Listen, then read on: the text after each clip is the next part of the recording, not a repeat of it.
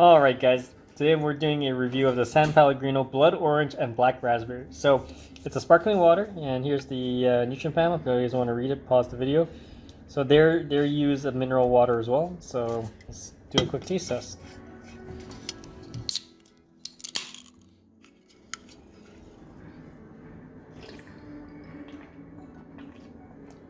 Ooh, it's nice. There's a lot of aroma in this.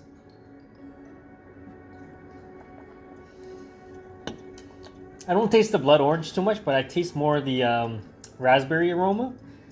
And I guess a slight citrusy smell. So, but yeah, it's pretty good. Definitely check it out. If you have any questions, comments, guys, please subscribe to the channel.